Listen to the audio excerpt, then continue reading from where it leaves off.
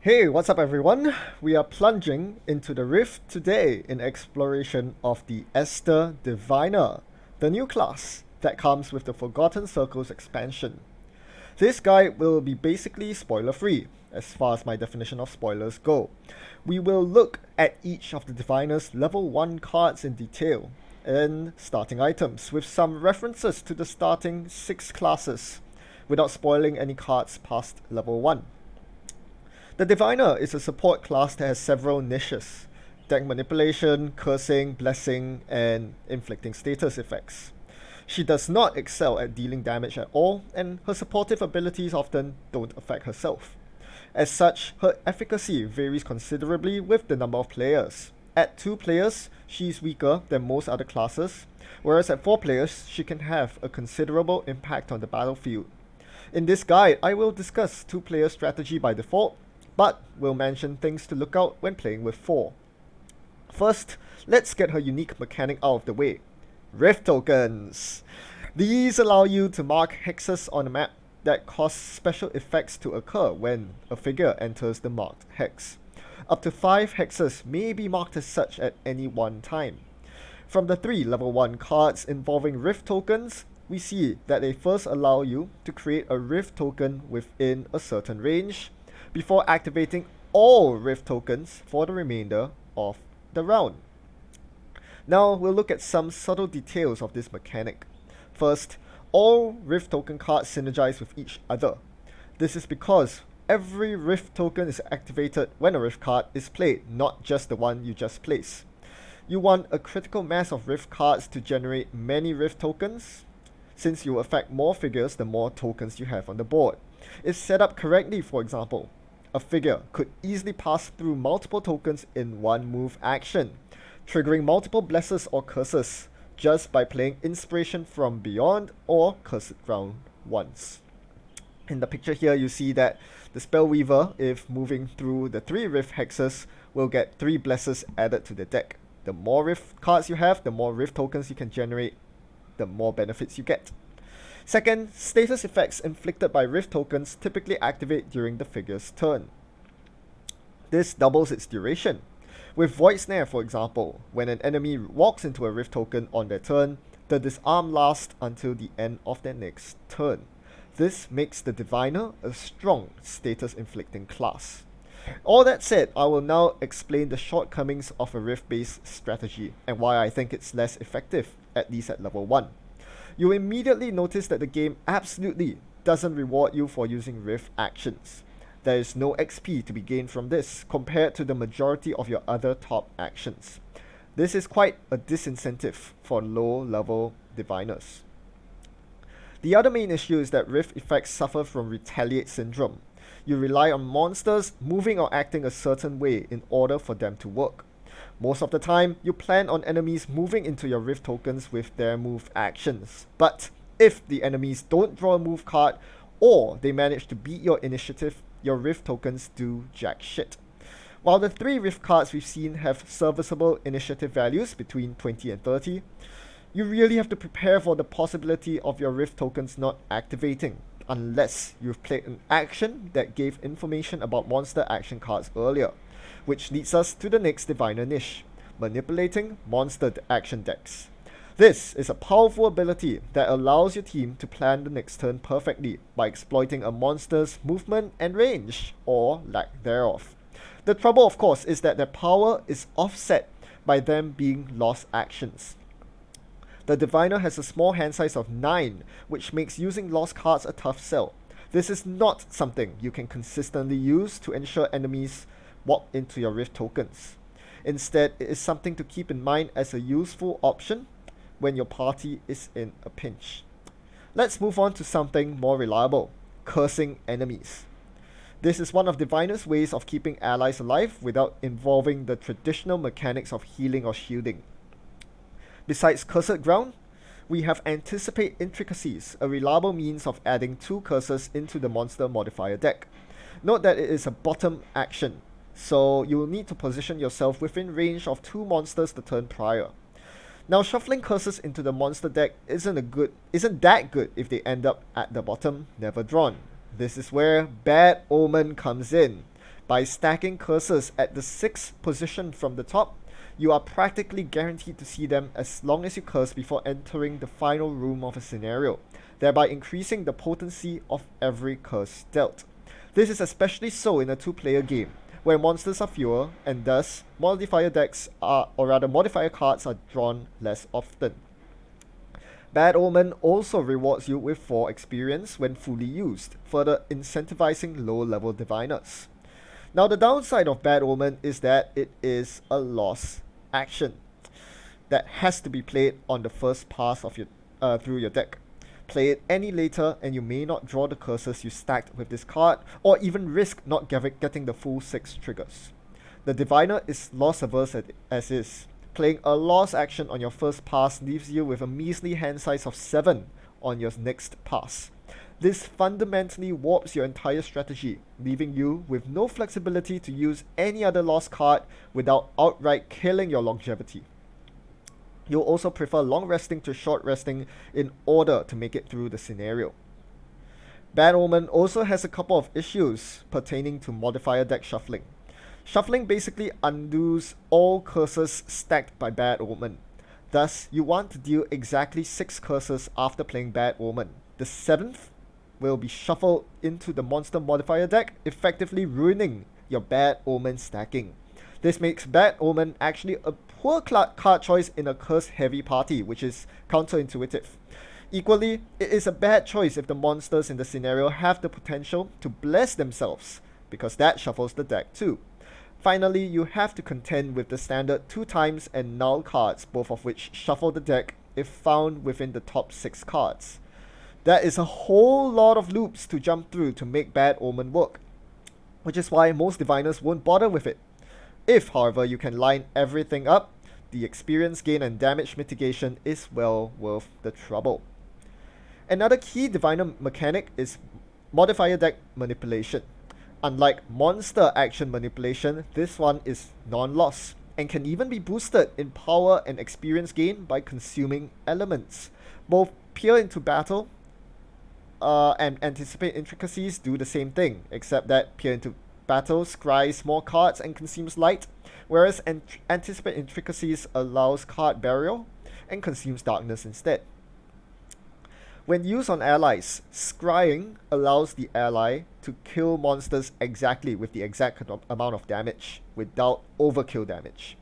This potentially means allies can save their more powerful attacks if a weaker attack card suffices, so allies have a spectrum of attack values to choose from will benefit the most. When used on monsters, scrying potentially allows you to top deck a null, which triggers a reshuffle, thereby in a way avoiding all the positive attack modifiers that you place below the null. Furthermore, anticipate intricacies allows you to bury positive modifiers and crucially 2 times cards, helping Bad Omen strategies by removing those cards that shuffle the deck. Note that by burying a 2 times card, your team will be safe from critical hits until the deck is shuffled again. This is a very powerful insurance policy. So this is a timely segue to Clairvoyance, another damage mitigation card. This one negates positive monster modifiers for 1 round. However, if you are stacking curses or bearing positive modifiers with anticipate intricacies, Clairvoyance will have little to no impact because you are drawing negatives and nulls anyway. And of course, we are not taking the card for its bottom because it's a lost action. So this is a weak card that will usually not be brought to the battlefield unless the 0-8 initiative is badly needed. Then there's Dimensional Transfer, whose top applies stun and invisibility simultaneously on either an ally or enemy. While these aren't new mechanics by any means, their combination makes it hard to use effectively. The trick here is to play for the benefit in a situation where the drawback is irrelevant. There are several ways to do this. I'll highlight the 2 situations which you'll most likely find yourself using this in. When targeting allies, you're aiming to negate the drawback of stunning your ally. Now we know that characters can long rest even while stunned, so it makes sense to apply Dimensional Transfer to a long resting ally. Take for instance a Spellweaver playing the last 2 cards in their hand on turn 4 at early initiative, say 07 initiative, and then intending to perform a long rest on turn 5. As the Diviner, you can apply Dimensional Transfer on the Spellweaver at your initiative 57 on turn 4. This gives the Spellweaver nearly a turn and a half of invisibility protection without the stun drawback at all, as the Spellweaver intended to long rest next turn anyway. When targeting enemies, on the other hand, you are aiming to negate the drawback of making enemies invisible. This works best when enemies are numerous, typically when the party enters a new room. More likely than not, your allies will intend to focus on a particular group of enemies, such as the normal guards on the right of the picture. If there's an enemy that's not being focused, such as the elite guard on the left, Dimensional Transfer is great for taking the elite guard out of the picture temporarily, mitigating potential damage coming from the elite guard by stunning them, and preventing them from having a chance to act. This leaves us with the vanilla mechanics of the Diviner: heal, shield, and damage. These are all good in terms of power level, with elemental generation to boot. Heal 4 and Shield 2 are above the power curve, but take note they only apply to allies, not to yourself, so they are very much supportive abilities. Duality Shards, on the other hand, come with both pull and push options, which synergize nicely with Rift tokens by forcing enemies into them. Note that the Rift actions are all top actions, so only the bottom pool of Duality Shards can be used for this purpose. So that's all 12 starter cards covered. I've yet to talk about some bottom action mechanics, most notably Teleport and Regenerate, but don't worry too much about that for now. Instead, we'll classify cards in the following manner to aid us in planning our level 1 skill build. In most builds, you want to take the bread and butter cards. These are fairly decent in power level, as I mentioned earlier, and tend to be less situational than the rest of your card pool, so they'll always do work in any given game. Next, as with any other Gloomhaven character, you'll need movement, which is where your Teleport 4 cards come in. These act as move 4 jumps for the most part, so having both these cards ensures that you can keep up with the rest of your party, while maximizing the number of non-move bottom actions you use. Following that, we want the Scrying and Burying cards, partially because they are strong effects, but very importantly, they offer more flexibility than the remaining cards, since they have equally powerful bottom actions. Anticipate Intricacies Cursing is always a welcome effect, as its peer into battles heal and regenerate all allies, which scales in efficacy with player count. From here, card choices diverge with build. Possibly the more popular build involves investing into the Rift token mechanic, in which case you certainly want to grab all the Rift cards so that you can drop a critical mass of Rift tokens. This puts us over our class's hand size of 9, so we'll have to drop one other card.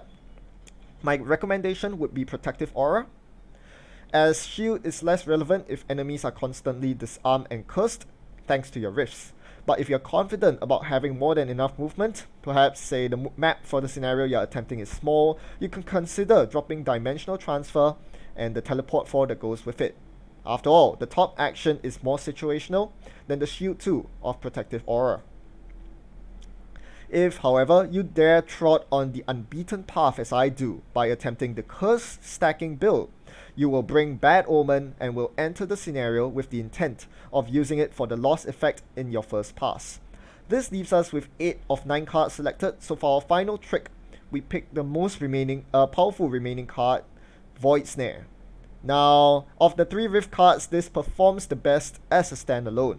There is no additional benefit in disarming the same unit multiple times, unlike with Blessing or Cursing. So with Void Snare, you typically play it, analyze the monster action cards drawn that turn, and then toss down Void Snare's Rift token on the hex that will mitigate the most incoming attack damage. Simple, yet effective. As a whole, this build can generate good EXP, with 5 non-loss XP cards and Bad Omen awarding 4 XP. Now I know this is an incredibly counterintuitive build. Fancy calling this a curse stacking build, yet leaving Cursed Ground on the bench. What's the deal with that? Well, for starters, Cursed Ground has a fairly weak bottom in comparison to the rest of your cards.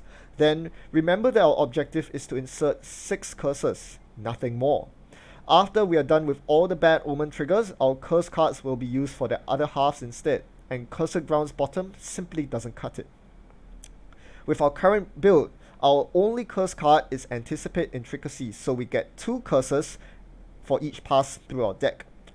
Except that the minor stamina potion exists, and this leads us to our item build.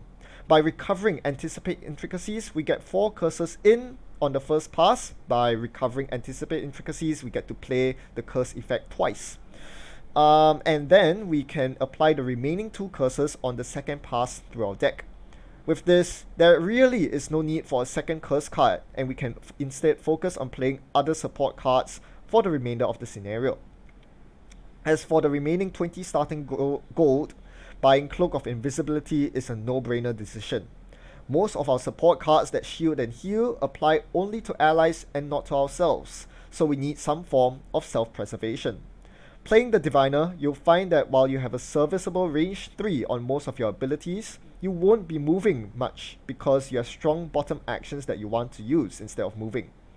Contrast that with the Spellweaver, whose bottom actions are clearly inferior and hence would more likely resolve bottom actions as move tools more often, giving her superior positioning. For the Diviner, sometimes you'll have to move further in front so that you can continue using your range abilities in subsequent turns without moving, and Cloak of Invisibility gives you the confidence to do so without getting wrecked. Don't forget, the Diviner has a measly 6 hit points at level 1.